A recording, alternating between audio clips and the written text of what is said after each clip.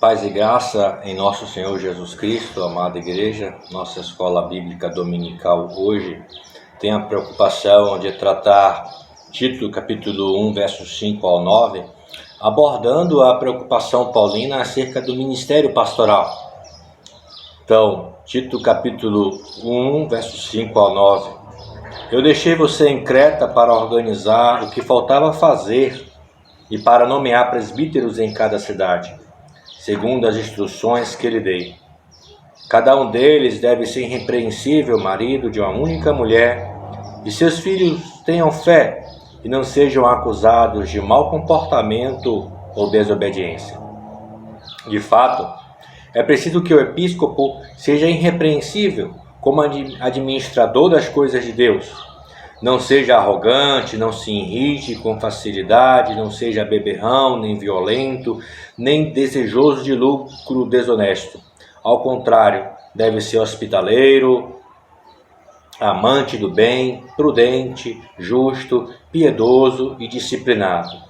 Seja fiel na exposição da palavra, para que consiga encorajar com a sã doutrina e contestar os que a rejeitam. Então, esse pequeno trecho de Tito 1, 5 a 9 é o coração da preocupação paulina a respeito da igreja de Creta, que, por coincidência, é o mesmo problema do contexto eclesial brasileiro, principalmente entre os evangélicos. E a gente vai entender o porquê disso já já. Agora eu peço para que vocês, no seu íntimo, orem, pedindo ao Espírito Santo, o doutor da igreja por excelência, que te ilumine para compreender esta palavra. Deus bendito e amado, Deus Pai de coração materno, que o Teu Espírito nos ilumine a compreendermos esta palavra, tornando-se em nossas vidas a Tua palavra viva, em Cristo Jesus, para Cristo Jesus e com Cristo Jesus. Amém. Vamos lá? Vamos aplicar este pequeno trecho de modo prático ao nosso conhecimento cristão? Então vamos nessa, né? Vamos questionar. A primeira pergunta a ser feita é: por qual motivo a carta de Tito foi escrita? Então Paulo teve alguma razão, algum motivo para escrever a carta a Tito. E qual motivo foi esse? Qual foi a razão que impulsionou o apóstolo Paulo a escrever essa primeira carta a Tito? Então o apóstolo Paulo estava em uma situação complexa, que foi tratar o surgimento de alguns ministros, de alguns pastores que tinham chegado na cidade de Creta através do cristianismo judaico, os primeiros de judeus que haviam se convertido ao cristianismo, mas que viviam um evangelho ao seu modo. Não vivia o evangelho de acordo com os ensinamentos do Senhor Jesus, mas vivia um evangelho particularizado. E essa particularização de vida pastoral incluía se preocupar com posições políticas, se preocupar com enriquecimento financeiro, trazer ao coração a centralidade de lucros, de acúmulo de riqueza. Muitos viviam uma vida desregrada no seu comportamento social, dado a uma vida sexual desregrada. Isso trazia escândalo e problema para a igreja da época e para a sociedade local. Então o apóstolo Paulo estava vivenciando um problemão na cidade de Creta. Surgiram alguns indivíduos que se diziam ser pastores, que se diziam ser presbíteros, que se diziam ser ministros do evangelho, do reino de Deus, mas que vivenciavam um outro tipo de vida, que não a vida em Cristo Jesus. Então, a partir daí, Paulo passa a fazer um critério para especificar como deve ser ordenado e quem deve ser ordenado ao ministério pastoral. Pois bem, segundo momento, ou segunda questão a ser pensada é: quais os critérios recomendados por Paulo a Tito para a ordenação pastoral em Creta? Então, conhecendo que a cidade de Creta tinha um problema específico com a atuação pastoral duvidosa, atuação pastoral que nada tinha a ver com a prática do Evangelho, que nada tinha a ver com o espírito de serviço do Cristo Jesus, Paulo prescreve de forma criteriosa algumas formulações de como é que deveria ser a ordenação ministerial e quem deveria ser sagrado ao ministério pastoral. Então, no verso 6 ao verso 9, nós temos ali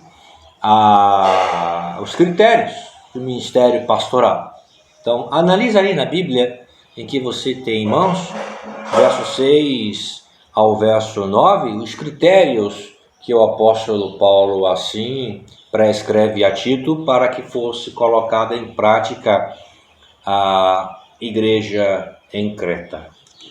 Ora, Paulo estava resolvendo um problema seríssimo por conta de um comportamento pastoral de alguns indivíduos que não vivenciavam um ministério pastoral em Cristo, para Cristo e com Cristo, mas que viviam o ministério pastoral ao seu bel prazer, de qualquer forma, tendo em mente apenas as preocupações de galgações sociais, políticas, econômicas, preocupadíssimos com a prosperidade material, enganando muitos fiéis e a partir daí lucrando ou tentando lucrar, seja por fama, por posições políticas, por posições sociais e até financeiras.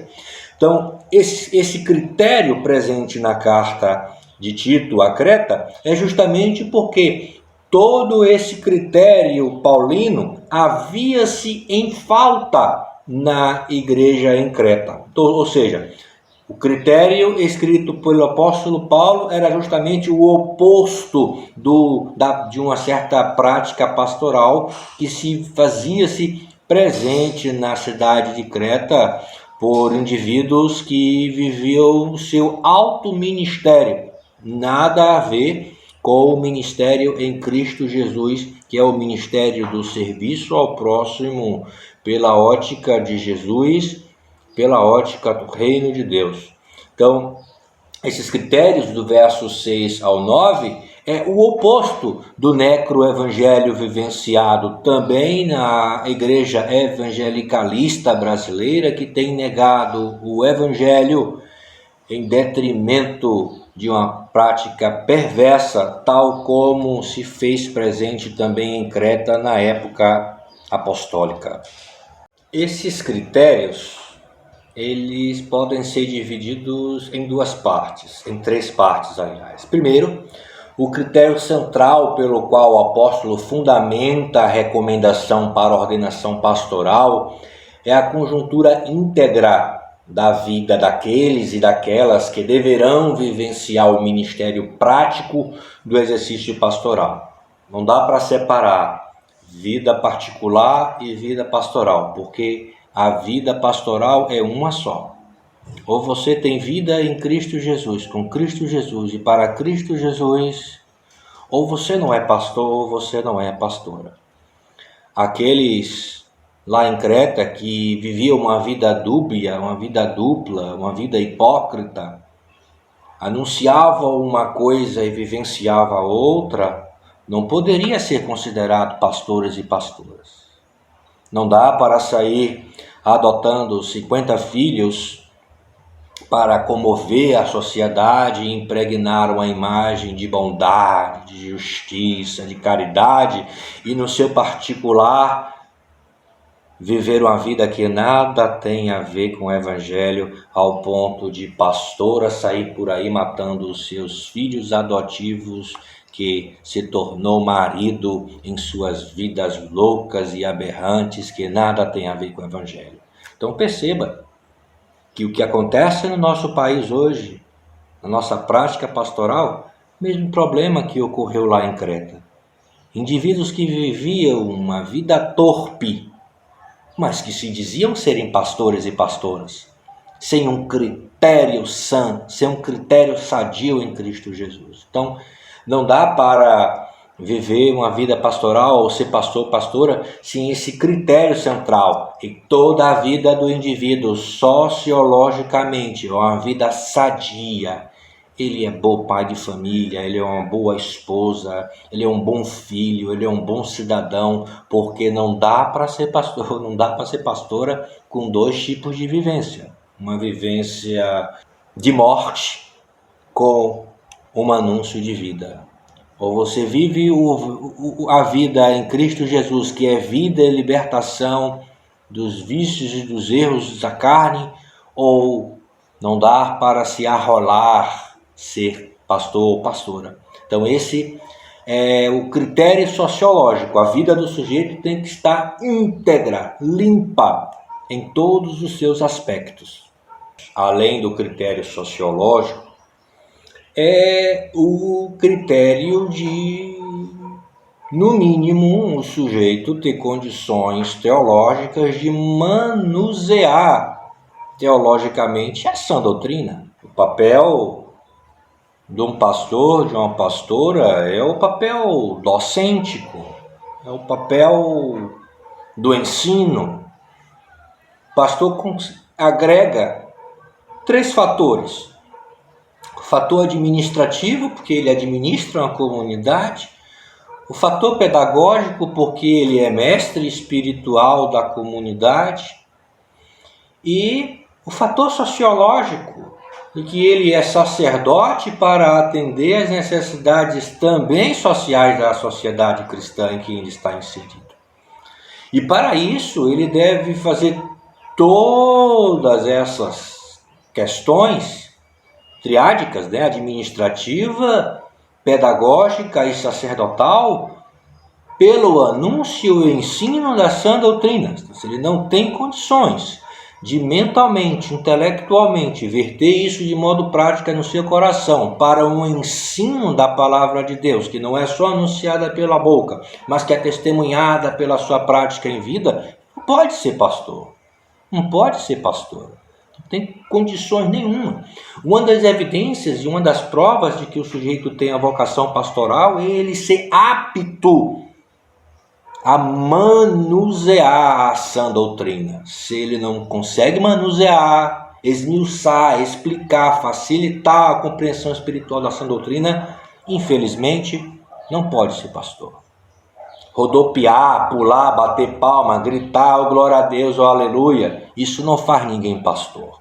Falar em línguas, profetizar, isso não faz ninguém ser pastor ou pastora.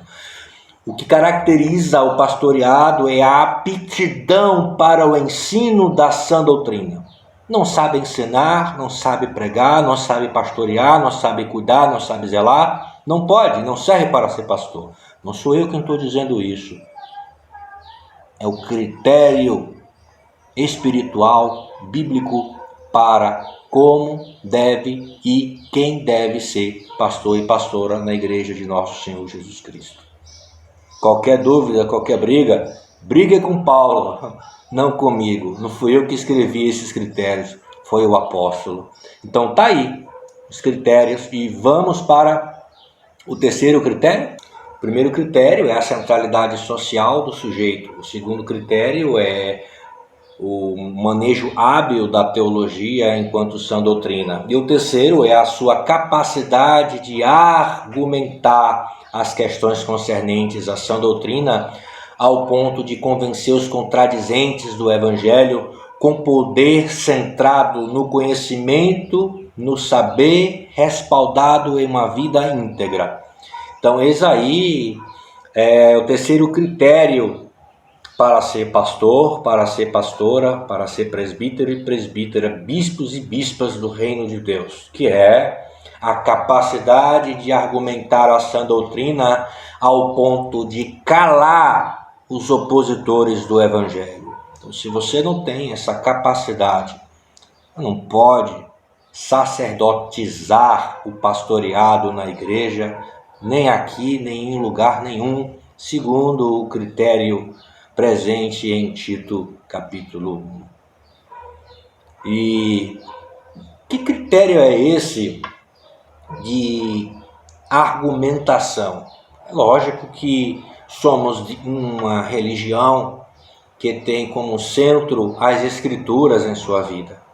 E não dá para espiritualizar, não dá para verter isso enquanto alimento espiritual sem argumentação, sem diálogo, sem raciocínio lógico.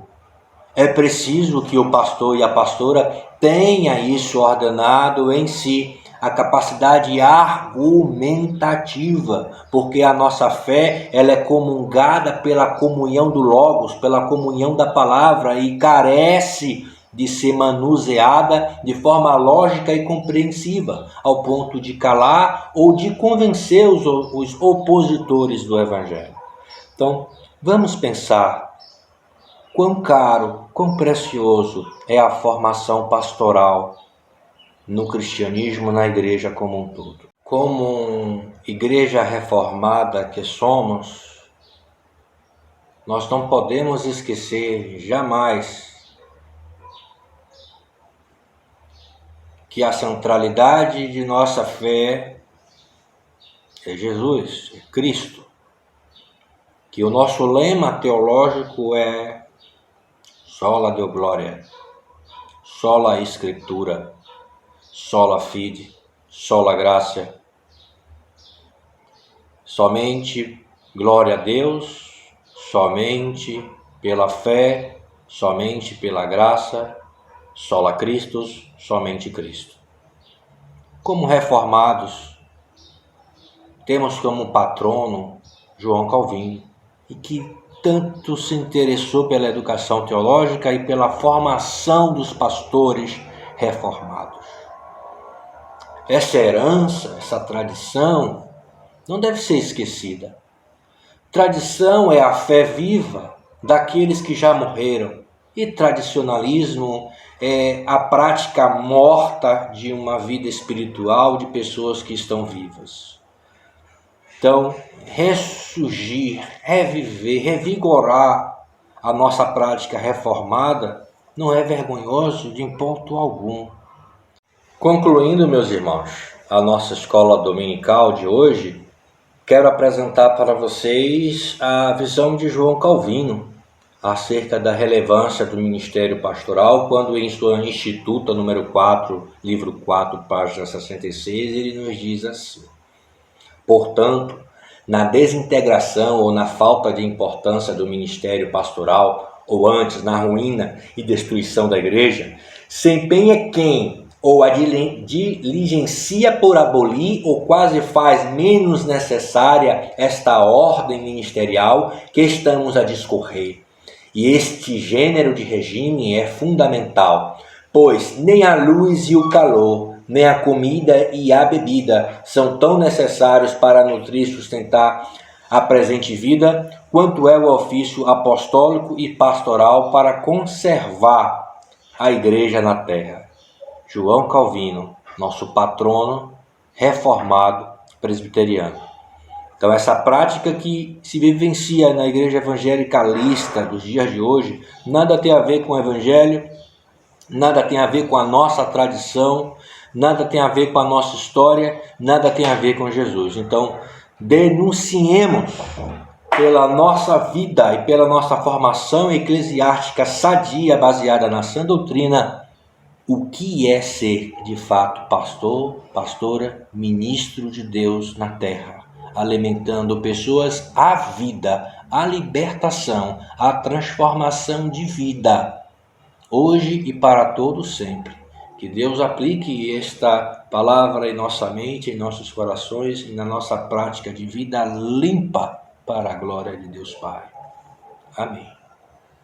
Amém, meus irmãos. Queremos aproveitar a oportunidade trazida pela palavra muito edificante do nosso querido pastor Henrique e parabenizar a todos os pastores, pastoras, missionários e missionárias da Igreja Presbiteriana Independente do Brasil, que no último dia 2 de setembro comemoraram o seu dia. Rogamos aqui em nome de toda a comunidade da IPI de Fazenda Grande que o Senhor abençoe cada vez mais a vida de todos vocês, o ministério e o caminhar de cada um de vocês. Que o Senhor, Ele possa ser o centro e que Ele possa derramar bênçãos sem medida sobre suas vidas. A você que nos acompanha, fica aqui o nosso convite. Inscreva-se em nosso canal aqui no YouTube da IPI de Fazenda Grande.